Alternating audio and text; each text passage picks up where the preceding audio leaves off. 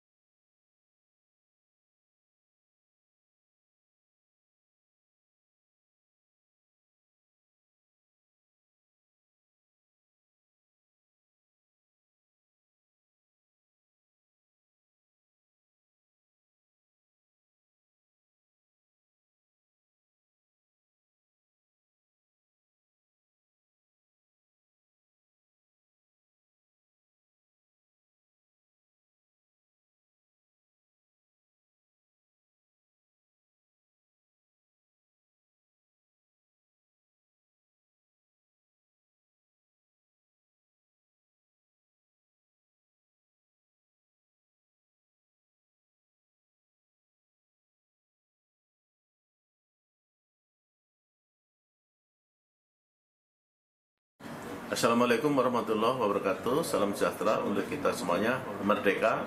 Salam Pramuka. Saya Bupati Banyumas mengucapkan bangga, ya, salut dan hormat kepada Adek Anggi Diah Lestari yang masuk ke final Duta Humas, ya. Ini adalah berasal dari Pramuka Banyumas, ya. Sekarang sedang menyelenggarakan webinar. Webinar ini judulnya asik sekali, yaitu penguatan karakter di era digital untuk pramuka milenial yang asik sekali ini, ya.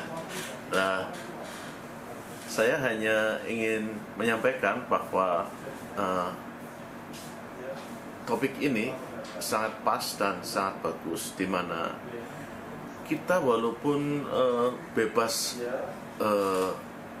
sekali dalam berselancar di area digitalisasi zaman sekarang, baik melalui medsos, melalui aplikasi dan sebagainya.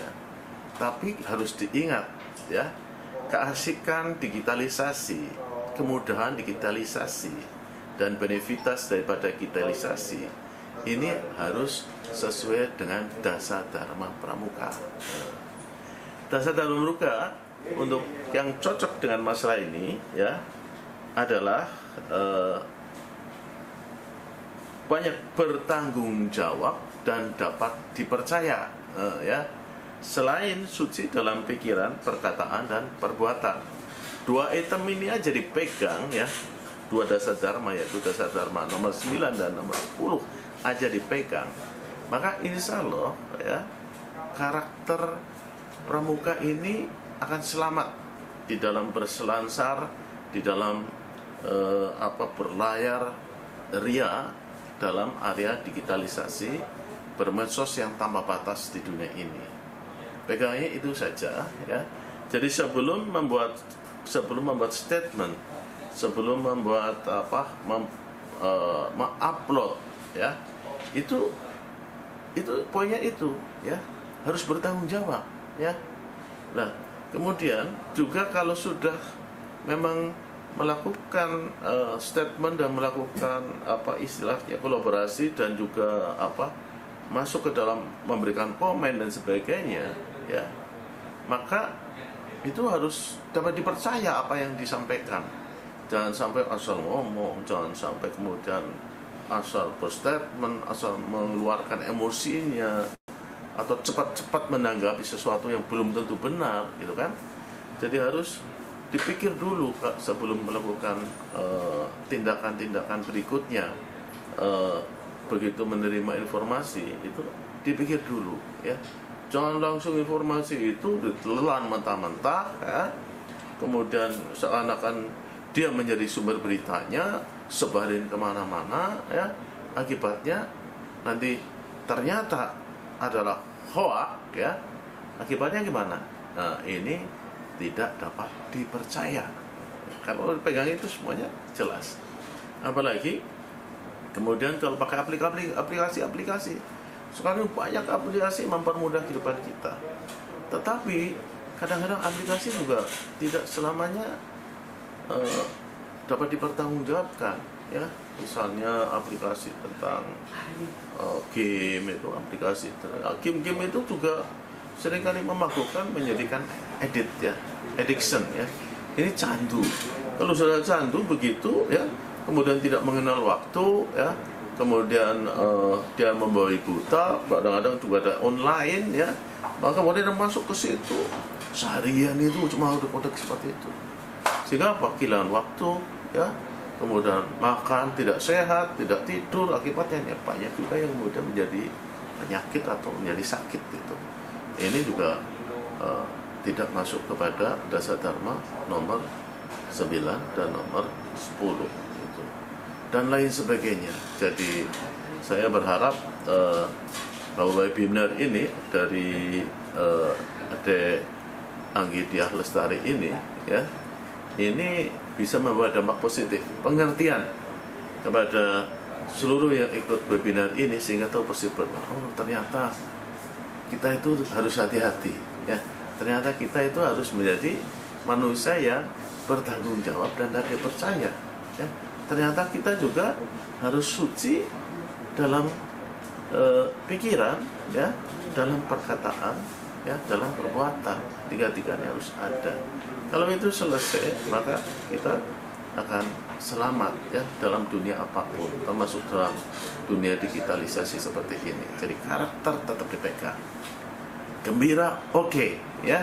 Keren, oke, ya. Terus selalu senang hatinya, oke. Tetapi saya minta minimal minimal 2 dasar dharma nomor 9 dan nomor 10 itu dipegang erat-erat. Itu aja. Dan juga saya mengucapkan matur nuwun, terima kasih kepada Kak Wardah semuanya yang telah menyelenggarakan acara Duta Humas ini, sehingga Banyumas alhamdulillah ada 2 utusan yang dikirim. Mudah-mudahan ini dapat mensupport, dapat mendukung seluruh kegiatan yang ada di Keluarga Pramuka Jawa Tengah. Matur nuwun. Wassalamualaikum warahmatullahi wabarakatuh. Salam Pramuka.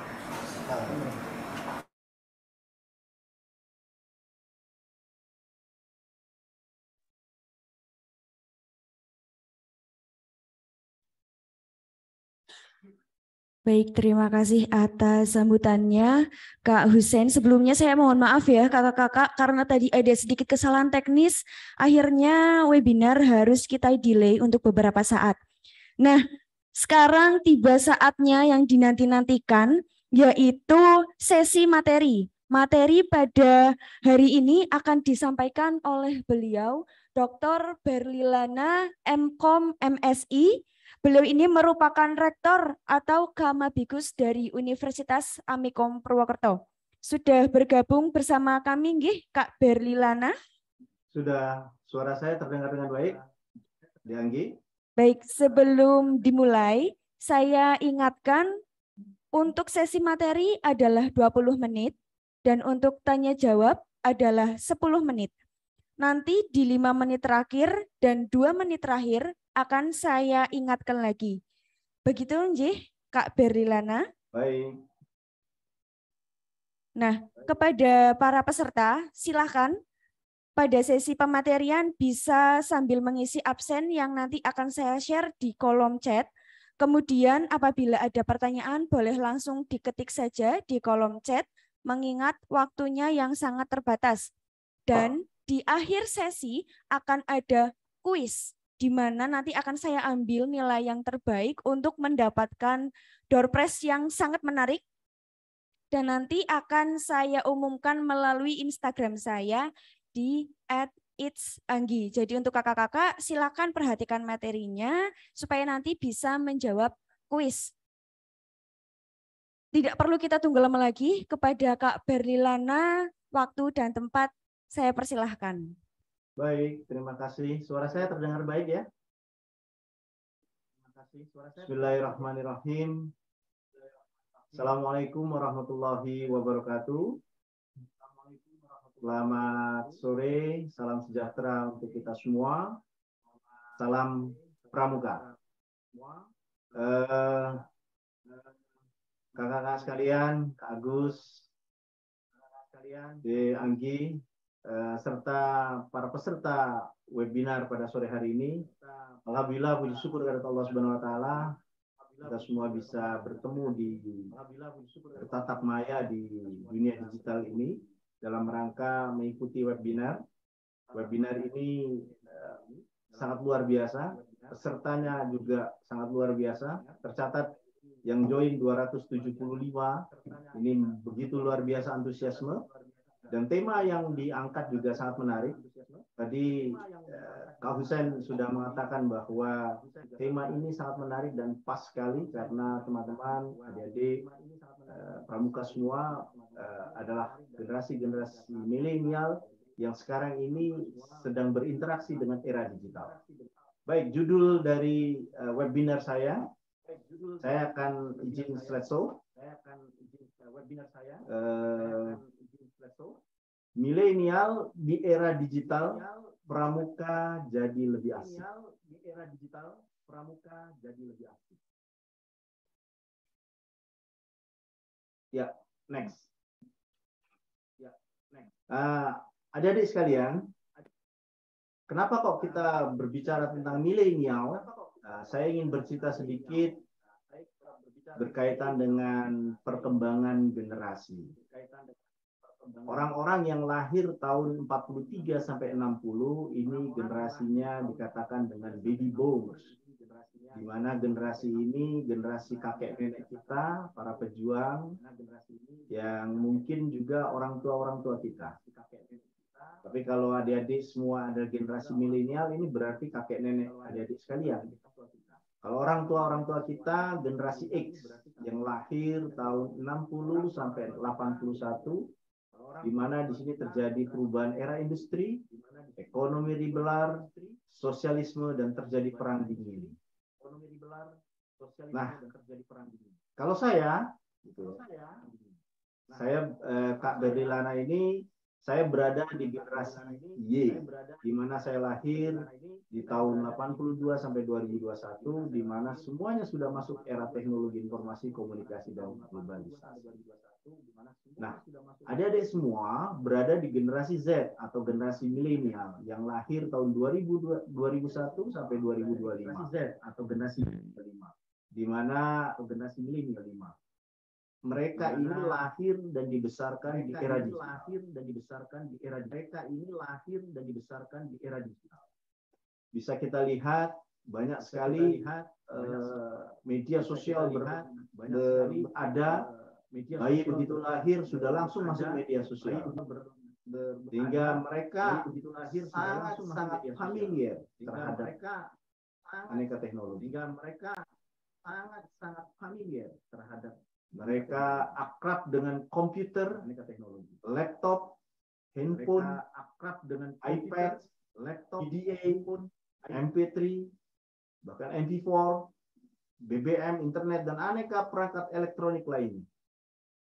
Ini menggambarkan bahwa generasi milenial sangat-sangat erat dengan era digital. Baik. Next. Adik-adik sekalian, saya ingin tahu adik-adik kenal tidak dengan permainan ini. Nah, ini permainan-permainan anak-anak generasi X, gitu ya. Ada yang bermain gundu, bermain ular tangga, bermain kubak sodor, bermain tumpukan tangan, dan lain sebagainya. Ini gambaran permainan-permainan anak-anak yang membuat mereka satu dengan yang lain berinteraksi. Satu dengan yang lain saling menyapa. Satu dengan yang lain saling berkomunikasi.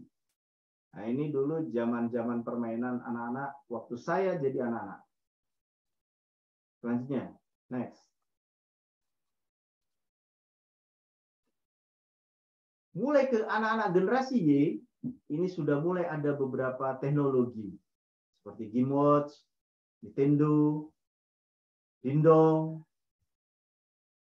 Mungkin adik-adik sekalian ada yang melihat pernah permainan seperti ini, atau sekarang memang sudah mulai jarang. Ya.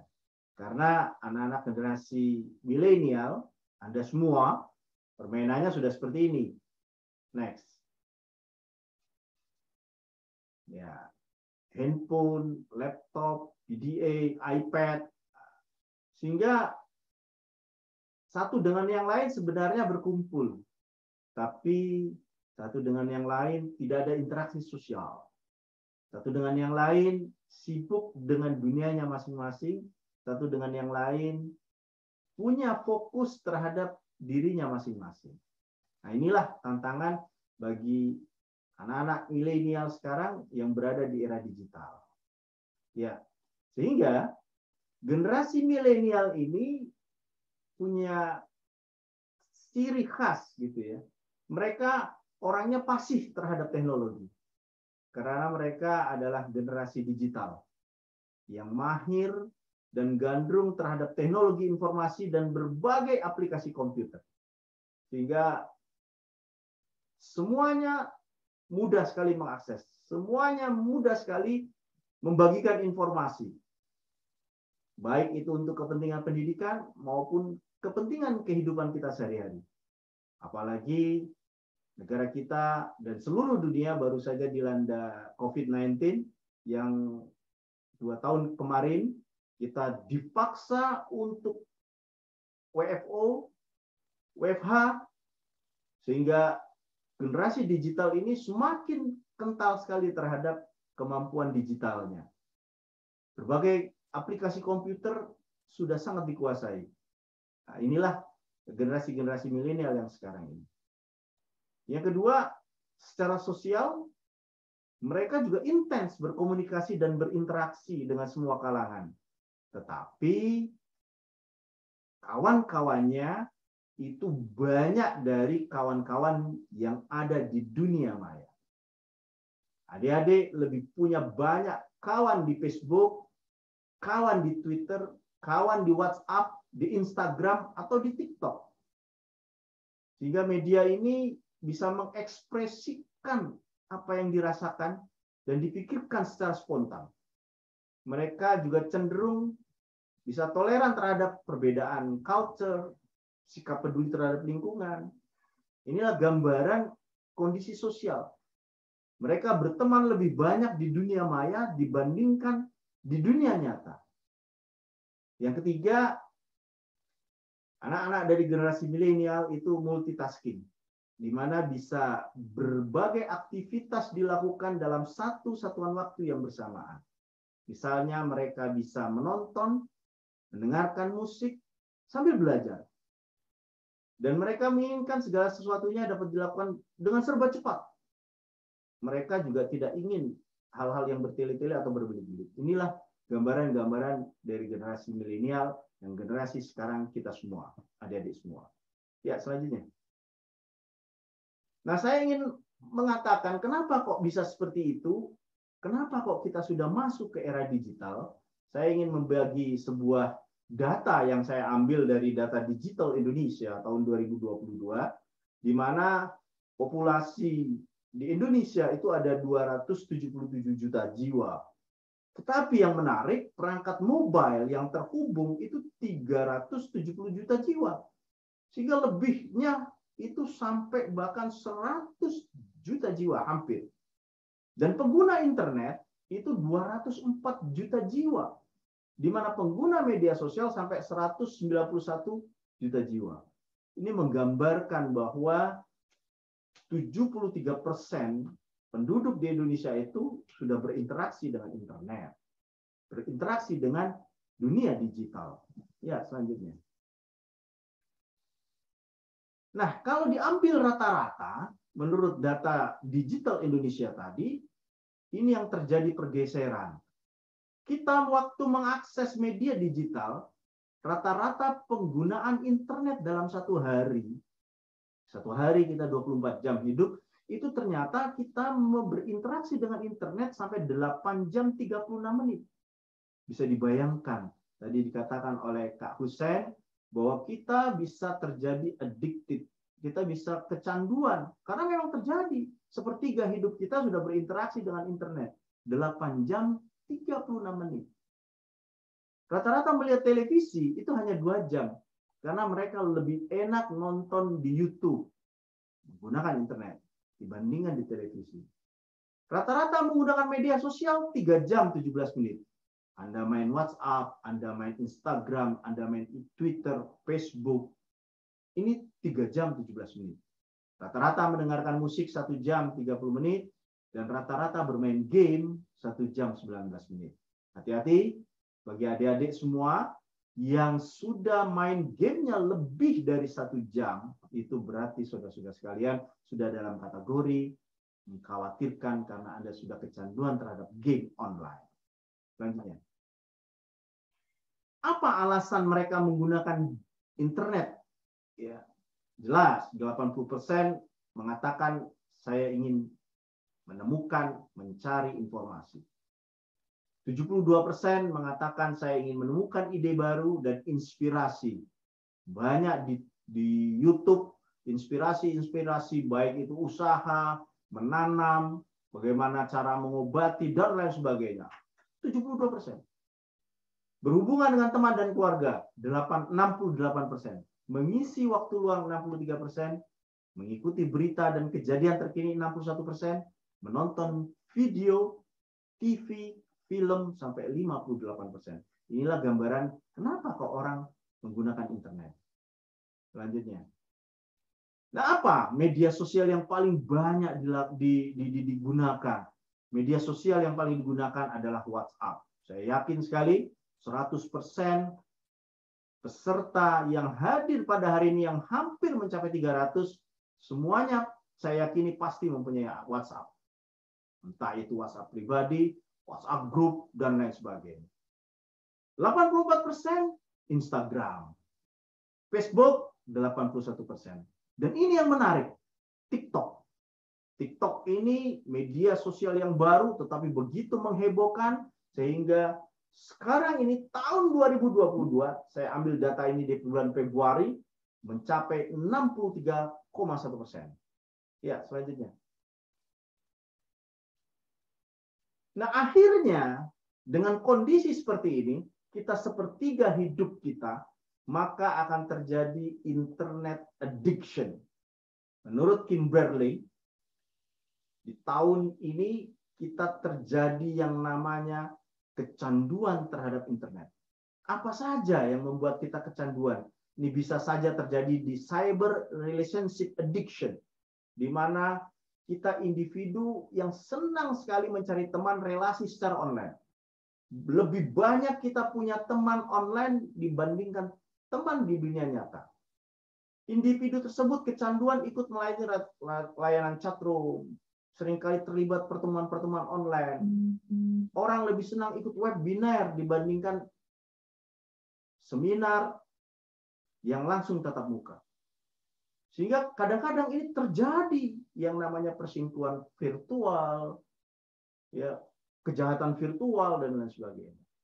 Yang kedua, net compulsion. Di mana di sini tipe net compulsion itu misalnya mereka senang sekali terhadap hal-hal yang berbau online. Bisa perjudian online, belanja online, dan perdagangan online. Ingat, hati-hati ketika kita semua berinteraksi dengan dunia online, maka ini semua harus tetap kita batasi karena ini bisa membuat kita kecanduan. Information overload yang ketiga, di mana dia selalu mencari di mesin pencari, web surfing yang bersifat kompulsif. Computer addiction, di mana dia kecanduan terhadap game yang bersifat obsesif, game online, sehingga ada beberapa anak yang gara-gara game online tersebut akhirnya dia lupa waktu, lupa sekolah, sehingga bahkan bisa memunculkan sebuah kriminal. Kita tahu di beberapa tempat ada orang yang mencuri hanya gara-gara ingin ikut game online, bolos sekolah untuk game online, dan lain sebagainya. Dan ini juga yang membahayakan yaitu cyber sexual addiction, yaitu individu yang secara kompulsif sering berkunjung ke website-website dewasa, website-website yang berinteraksi dengan kondisi seksualitas. Dan ini sangat membahayakan karena ini bisa merusak secara mental maupun jiwa kita.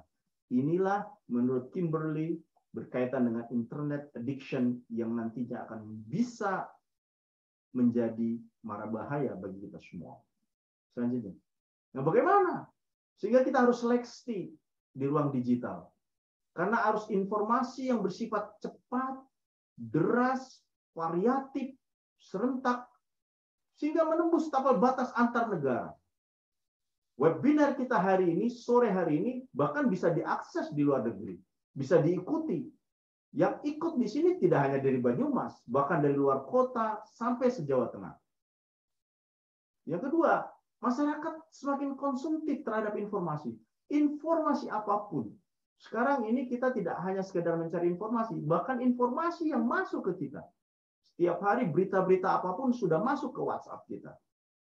Di sisi lain, tidak semua masyarakat menguasai literasi informasi dan menguasai media komunikasi di ruang digital. Ini penting, literasi informasi yang kita harus akui. Sehingga webinar pada hari ini sangat begitu luar biasa. Salah satu resikonya, ya, kita bisa saja terpapar berita tidak benar atau korban dari hoax selanjutnya. Nah, bagaimana untuk bisa mengatasi tersebut? Adik-adik sekalian, Microsoft merilis Digital Civility Index. Ini bagi netizen kita, bagi masyarakat digital kita.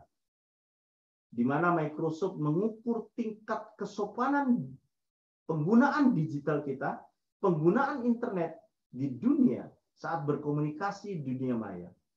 Se-Asia Tenggara, Indonesia itu dikategorikan negara netizennya paling tidak sopan dengan poin 76 poin. Bahkan kalah dengan Singapura, padahal Singapura itu negara sekuler. Sampai paling bagus dia. Ternyata di Indonesia itu paling banyak terjadi hoax, berita-berita yang tidak benar, penipuan, ujaran kebencian, hate speech, dan mohon izin Kak Berlilana. Ujaran kebencian, ya, hate speech, dan masih berapa menit? Mohon izin Kak Berli, saya potong sebentar untuk waktunya tinggal 2 menit lagi. Oke, baik. Terima kasih, Dek Anggi. Selanjutnya, kita agak cepat. Nah, kenapa hal ini bisa kita lakukan? Mari ini kita antisipasi dengan gerakan pramuka. Karena gerakan pramuka itu bermuara pada pembangunan karakter positif bagi anak-anak muda, bagi generasi-generasi milenial. Gerakan pramuka menekankan konservasi, mendorong pendidikan kewarganegaraan, pendidikan karakter yang bisa membuat remaja kebal terhadap kekuatan dekaden yang di lingkungannya. Sejarah gerakan pramuka tidak lepas dari peran Baden-Powell, pendirinya, yang berkomitmen membuat gerakan pramuka atas dasar kondisi anak muda saat itu, yang hedonisme, merokok, menyalahgunakan alkohol, dan perjudian. Dan kondisi anak muda yang berdekatan dengan hedonisme secara tidak langsung bukan hanya menyebabkan penurunan kebugaran jasmani, tetapi juga membuat anak muda jauh dari karakter positif lainnya.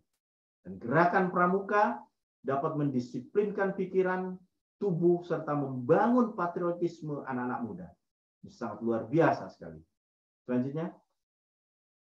Nah, sikap pramuka bagaimana terhadap informasi? Nah, adik-adik sekalian, mari apabila ada informasi masuk ke WhatsApp kita, media sosial kita, kita cek dan dicek dulu. Ini berita hoax apa benar? Ya, kalau hoax, maka cukuplah informasi tersebut hanya sampai di handphone kita saja. Tapi kalau benar, tidak hanya sekedar langsung kita share. Kita lihat dulu, ini berita bermanfaat atau tidak bermanfaat. Kalau dia bermanfaat, maka boleh di-share ke publik sebagai media kita untuk melihat dan mengembangkan berita-berita baik. Tapi kalau tidak bermanfaat, cukup informasi tersebut sampai di handphone kita saja. Selanjutnya. Nah, bagaimana menjadikan pramuka makin asik bagi milenial?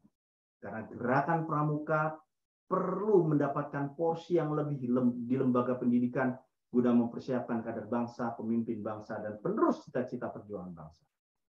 Anggota pramuka harus mampu kreatif, inovatif dalam membuat informasi berita maupun bahkan edukasi tentang kepramukaan. Lalu bisa disebarkan pada generasi muda sebagai wujud dari pengalaman dasar Dharma Pramuka yang rajin, terampil, dan berbahagia. Yang ketiga, kegiatan-kegiatan kepramukaan yang dilaksanakan perlu semakin kreatif dan inovatif, disesuaikan dengan jenjang usia, tingkat usia pendidikan, dan kemajuan teknologi. Dan kegiatan-kegiatan yang terakhir, kegiatan-kegiatan yang dilakukan oleh gerakan pramuka sebaiknya dapat semakin menekankan pada fungsi pengembangan diri, fungsi sosial, fungsi rekreatif, dan fungsi penguasaan teknologi informasi. Itu saja yang bisa saya sampaikan. Terima kasih banyak atas waktunya, Dek Anggi. Saya kembalikan. Dari saya cukup. Billahi taufiq wal hidayah. Assalamualaikum warahmatullahi wabarakatuh. Dek Anggi, saya kembalikan. Dari saya cukup. Billahi taufiq wal hidayah. Assalamualaikum warahmatullahi wabarakatuh. Waalaikumsalam warahmatullahi wabarakatuh. Sangat luar biasa sekali ya materi hari ini.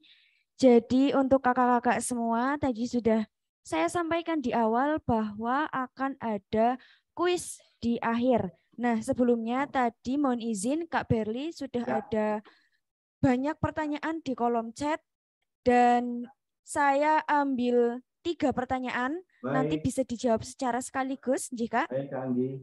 Untuk pertanyaan pertama dari Jessica, asal Racana Unu Purwokerto. Bagaimana cara memotivasi anggota gerakan pramuka untuk bisa berkegiatan lebih kreatif lagi, mengingat kita sudah hampir 3 tahun berkegiatan secara daring, Kak. Kemudian untuk pertanyaan kedua dari Dewan Ambalan SMA PGRI Gumelar. Pertanyaannya, bagaimana cara menyampaikan ke orang tua terkait penggunaan media sosial ke anak sekolah? Karena kan rata-rata orang tua itu pasti ngomongnya, ah ini kebanyakan main HP, padahal kita itu sedang mengerjakan tugas. Nah, bagaimana cara menyampaikan ke orang tua terkait hal tersebut, Kak? Kemudian pertanyaan terakhir ini ada dari Kak Rahel Ananda dari Kuartir Cabang Banyumas. Pertanyaannya adalah bagaimana cara untuk mengurangi kecanduan dari penggunaan HP dan internet untuk anak kecil yang sekarang memang sangat mengenal teknologi canggih seperti HP dan lain-lain. Bisa dijawab sekaligus Kak Berli, silakan. Baik, baik. Terima kasih Kak Anggi. Terima kasih atas pertanyaannya. Yang pertama dari Kak Jessica. Ini sangat luar biasa. Pertanyaannya, bagaimana memotivasi anggota pramuka agar bisa lebih kreatif lagi? Karena karena 2 tahun terakhir ini kan kita diterpa oleh COVID-19, di mana semuanya serba daring, semuanya serba online, sehingga akhirnya kita sekarang terbiasa mengikuti segala kegiatan dengan cara rebahan, mengikuti segala kegiatan dengan cara-cara hanya menampilkan saja avatar di layar. Ini saya juga melihat banyak antusiasme banyak anggota-anggota dan peserta yang mengikuti pada sore hari ini. Alhamdulillah semuanya rata-rata on cam. Ini menandakan bahwa adik-adik semua serius gitu ya. Tapi ya tidak sedikit juga yang mematikan, hanya nama saja dan lain sebagainya. Ini butuh keseriusan gitu ya, butuh keseriusan. Nah, kondisi COVID-19 ini sudah hampir akan lewat dan kita berdoa bersama semoga pandemi ini menjadi endemi, penyakit COVID ini menjadi flu biasa yang apabila kita kena juga tidak terjadi apa-apa gitu ya. Sehingga kita butuh recovery, kita butuh perubahan karena kondisi COVID ini merubah semua lini, bahkan merubah juga tingkat interaksi sosial kita. Dulu kita tidak pernah tahu yang namanya webinar seperti ini. Sekarang ini menjadi sebuah budaya. Semua orang bisa bertemu di dunia maya, tidak hanya sekedar di dunia nyata saja. Nah, bagaimana kita meningkatkan ini? Mari, gerakan pramuka ini adalah gerakan-gerakan yang memang kepanduan, yang semuanya itu sangat memunculkan kreativitas. Sehingga harapan saya dengan teman-teman menjalankan program kerja yang ada di kepramukaan ini, saya yakin sekali kreativitas adik-adik sekalian, kakak-kakak sekalian yang ada di sini, semuanya bisa terjalan dengan baik. Dan yang paling penting, interaksi sosial di gerakan pramuka itu adalah nomor 1. Mereka semua sangat peduli terhadap lingkungan, peduli juga terhadap sesama. Itu yang jawaban pertama untuk Kak Jessica. Yang kedua, pertanyaan dari Dewan Ambalan SMA Gumelar ya. Bagaimana cara menerapkan ortu berkaitan dengan penggunaan HP yang akhirnya orang tua melihat kita kok setiap hari mainan handphone, dilihat lagi pegang handphone dan lain sebagainya. Mau tidak mau, ini yang dari Dewan Ambalan SMA Gumelar, perlu kita ketahui memang dunia orang tua kita dengan dunia kita itu berbeda. Karena mereka berada di generasi yang ada tadi yang sudah saya katakan di awal, entah itu generasi X atau generasi Y, ya, dan kita semua berada di generasi Z, intinya gitu ya. Sehingga satu hal, teman-teman harus mempunyai komitmen dalam diri, di mana dengan orang tua harus terbuka. Dan begitu kegiatan-kegiatan tertentu dengan orang tua atau berinteraksi dengan orang tua, maka handphone ini harus diletakkan. Handphone ini harus diletakkan. Contohnya, ketika kita akan makan bersama, makan siangkah, makan malamkah, dan sebagainya, maka kita harus punya komitmen dalam diri kita, handphone ini harus kita letakkan. Dan kalau perlu, kita punya juga jadwal penggunaan handphone. Di rumah saya punya anak 3, saya memiliki aturan main pada anak-anak saya bahwa setiap di atas jam 7 malam, maka semua anggota keluarga handphone harus diletakkan dan tidak boleh disentuh. Dalam bentuk apa? Ini supaya terjadi interaksi. Saat kita liburan bersama, saat kita ingin makan bersama, maka handphone ini dikumpulkan dan ditaruh di saku masing-masing. Kadang-kadang sekarang kita seolah-olah bertemu, kita seolah-olah berkumpul, tetapi bisa kita lihat satu dengan yang lain berinteraksi asik dengan handphonenya, tidak menggagas kondisi lingkungannya. Ini menandakan bahwa interaksi sosial yang kita bangun menjadi berbeda. Sehingga tadi dari Dewan Ambalan di SMA Gumelar, satu hal, bagaimana kita menerangkan pada orang tua, mari kita tunjukkan pada orang tua ketika kita berinteraksi dengan beliau, maka handphone ini harus kita tutupkan. Kadang-kadang orang tua itu menjadi jengkel ketika kita diajak ngomong, ketika diajak berbicara, kita tetap asik terhadap handphone kita. Ini yang membuat akhirnya image orang tua menggambarkan bahwa kita selalu sibuk dengan handphone. Nah, ini ya bagi ya. Nah, lalu yang ketiga, ini yang menarik sekali dari Kak Rahel Ananda, bagaimana cara mengurangi kecanduan kita terhadap HP? Tadi hampir selaras dengan jawaban saya yang kedua.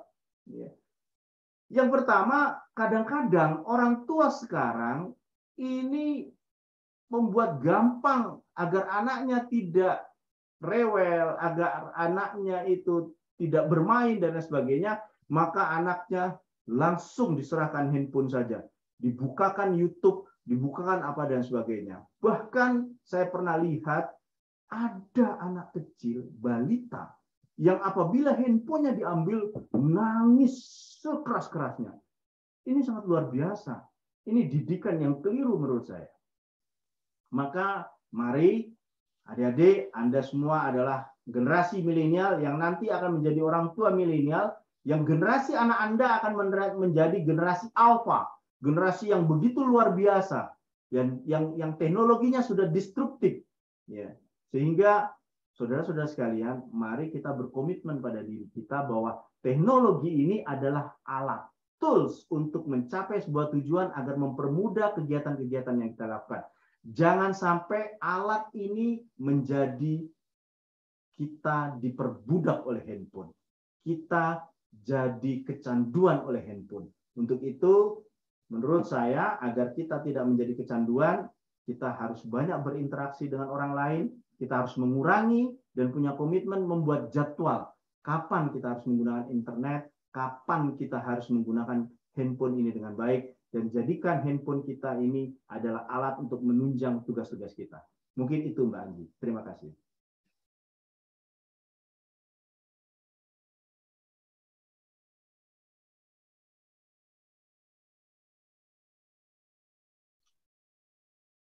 Baik, terima kasih Kak Berli atas jawabannya.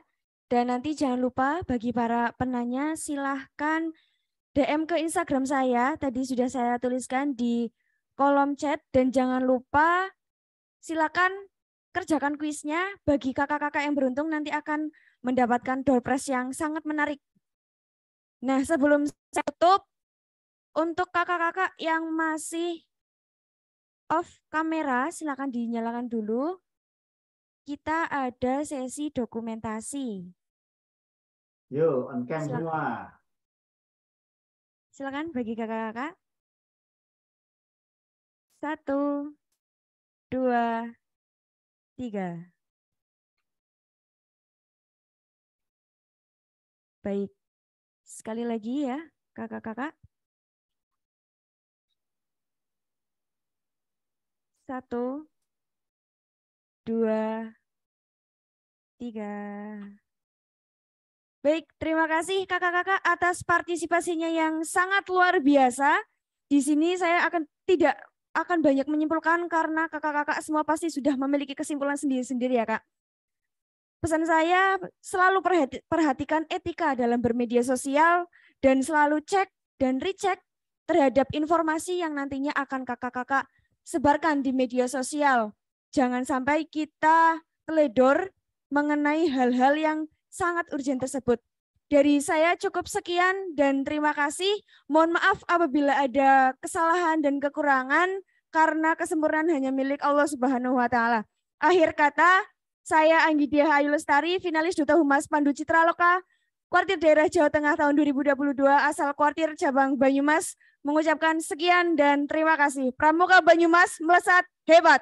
Wassalamualaikum warahmatullahi wabarakatuh. Salam Pramuka.